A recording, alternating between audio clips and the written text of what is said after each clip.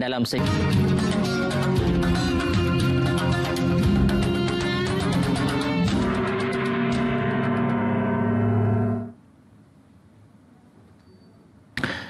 Alhamdulillah, kembali kita bertemu dalam Mau'izah dan kita masih lagi membincangkan tentang di sebalik musibah.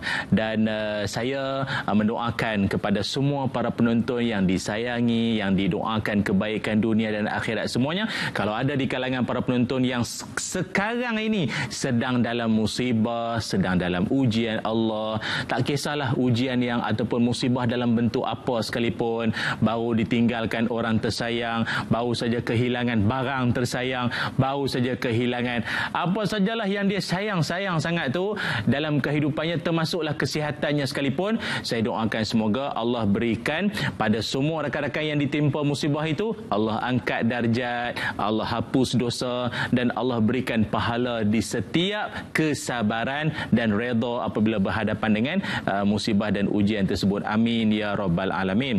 Para penonton yang dirahmati Allah sekalian, kita sambung perbincangan kita. Kalau tadi yang pertama kita sebut musibah itu didatangkan dalam bentuk yang dinamakan sebagai ibtila. Yang keduanya disebutkan bahawa musibah didatangkan dalam bentuk kafarah. Kafarah ini kalau boleh saya perjelaskan sekali lagi, dikenakan ataupun dia kena pada siapa? Orang-orang yang dia ni baik, dia bagus, tetapi dia terlanjur melakukan dosa. Dia orang elok, orang baik, orang perangainya baguslah, tapi dia terlanjur buat benda tak sepatutnya pula.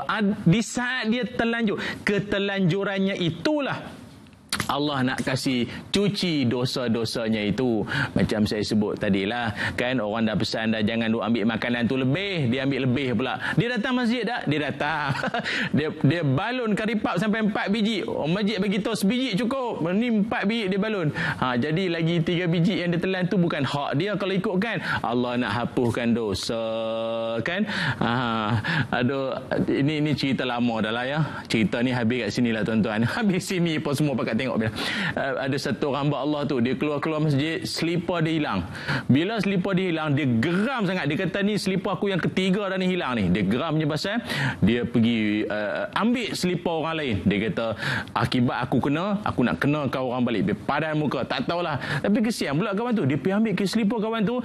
Tuan-tuan tahu, dengan izin Allah, dia baru apa, nak kata balas tu teruk sangat. Dia baru curi selipar orang. Tuan-tuan tahu apa jadi? Dia baru langkah beberapa langkah ke depan, tersadung kaki, jatuh longkang. Allah Ta'ala nak tunjuk Allah Ta'ala nak tunjuk engkau ambil sangat hak orang, aku ambil kau punya hak sikit. Apa dia? Badan yang sihat tadi tu dah terjatuh, dah terluka dah sikit. Tu peringatan. Bila dia jatuh baru dia teringat, aduh, aku inilah dosa ambil barang orang sangat, Tuhan balas cash. Maka bagi kawan-kawan yang mana pernah terkena keadaan yang sedemikian rupa, kena patut rasa beruntung. Allah bayar cash di dunia. Ada orang Allah tangguhkan. Itu yang takut tu. Itu namanya kafarah. Yang ketiganya disebut sebagai bala. Bala ini ialah hukuman di dunia yang dia di dunia pun dia kena, sebelum dia kena lebih berat nanti kelak di hari akhirat nanti. Dalam Al-Quran Allah Ta'ala berfirman dalam surah At-Taubah ayat 74. Surah At-Taubah ayat 74. Allah berfirman, a'udzubillahi minasyaitonirrajim, wa in yatawallaw yu'azibhum Allahu azaban aliman fid dunya wal akhirah ila akhiril ayah. Sadaqallahul azim. Kata Allah, dan Allah akan menyeksa mereka dengan azab seksa yang tidak terperi sakitnya di dunia dan di akhirat. Ini siapa ni? Orang-orang yang hidupnya memang jahat, suka buat zalim kat orang, suka menganiayai orang lain, maka dunia pun dia kena, akhirat pun nanti dia kena. Kalau dalam figura-figura terkenal dalam sejarah terlalulah banyak. Firaun dia, Namrud Namrud, Qarun dan puak-puak jahat-jahat ni, macam tu. Dunia pun dia dah kena teruk dah. Kita pun dah biasa baca sirah ataupun baca buku-buku sejarah berkaitan tentang balasan bagi kaum-kaum yang zalim ni, semua kita dah biasa baca. Dunia pun dia kena, akhirat nanti pun lagi teruk, dia kena hempuk dengan malaikat nanti kelak di hari akhirat. Maka inilah yang kita nak kena jadikan ia sebagai bahan muhasabah. Moga-moga segala musibah yang kena pada kita selama ini pun ia mungkin sebagai suatu bentuk ibtila ataupun sebagai kafarah. Minta jauhlah daripada disebut sebagai kena bala-bala. Tak maulah bala. Kalau kena ibtila, okey, alhamdulillah dapat tingkat pahala, naik darjat insya-Allah. Kalau kafarah, diampunkan dosa-dosa kecil kita selama ni insya-Allah. Namun para penonton yang dirahmati Allah sekalian, saya tertarik dengan satu kata-kata Sayyidina Umar Al-Khattab. Kata Sayyidina Umar, walau bagaimanapun kalau ditimpakan musibah, asalkan 4 perkara ini aku akan jaga. Walaupun musibah seteruk mana kena pun, musibah berupa penyakit ke, bencana alam ke, apa saja pun, asalkan 4 perkara ini aku akan jaga. Apakah 4 perkara tersebut? Yang pertama sekali, kata Sayyidina Umar Al-Khattab, yang pertama sekali ialah biarlah musibah itu terjadi padaku, bukan pada agamaku. Kata Sayyidina Umar, kalau musibah ni teruk macam mana pun, biarlah dia kena pada batang tubuhku, bukan pada agamaku.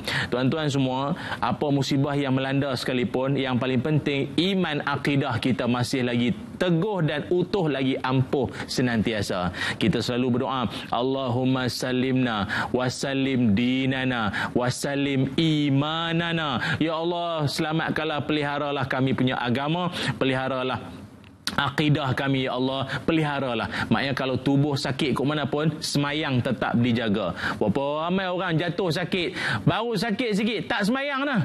Awak dah lah sakit dia tak semayang pula. Dia kata macam mana nak semayang drip air ni, macam mana nak ambil semayang wuduk, tak boleh lah. Tayamum. Itu yang saya cadang tuan-tuan, kalau pergi melawat orang sakit, orang yang ditimpa musibah sakit lah terutamanya, yang jenis tak semayang ni tuan-tuan, selain pada bagi buah sebagai cenderahati, bagi bedak tayamum tu lagi bagus lah tuan-tuan. Suruh dia semayang. Suruh dia semayang. Banyak berdoa sikit. Awak tu dah lah sakit, banyak berdoa pada Allah. Itu yang pertama. Yang kedua, kata Sayyidina Umar, kalau musibah menimpa aku akan melihat bahawa ia tidak lebih berat berbanding orang lain. Maknanya biarlah aku kena berat, jangan sampai orang lain kena lebih teruk daripada aku. Biarlah aku yang kena lebih berat, jangan sampai orang lain. Maknanya kalau orang yang ada jiwanya, ada iman, ada kasih sayang, dia akan rasa sebab kalau tengok orang lain kena lebih teruk berbanding dia. Apa tanda-tanda manusia yang hidupnya tak ada kasih sayang?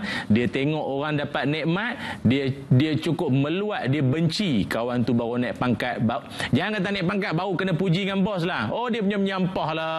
Itu tanda orang tak ada kasih sayang dalam hati, jiwa sunyi. Tapi kalau orang yang jenis, dia tengok kawan dia ditimpa musibah, dia tumpang sedih, dia tumpang rasa hiba dengan jiran ke, dengan kenalan dia yang baru saja ditimpa musibah tersebut. Itu yang kedua. Yang ketiganya, kata Sayyidina Umar, kalaupun musibah tu datang, dia langsung tidak menghalang aku daripada dapat redha Allah Subhanahu wa ta'ala. Dia akan usaha, dia akan bersungguh-sungguh untuk meraih redha Allah Ta'ala walaupun musibah datang. Dan yang keempat, musibah itu tak akan dapat halang aku untuk daripada mentaati Allah Ta'ala. Walau banjir datang, kemarau ke, apa masalah sekalipun, sembahyang, ketaatan pada Allah tak pernah ditinggalkan. Itulah dia sikap maupun sifat yang disebutkan oleh Sayyidina Umar ketika kita berhadapan dengan musibah. Banyak lagi akan saya kongsikan, namun kita berehat seketika, kembali selepas ini dalam Mau'izah.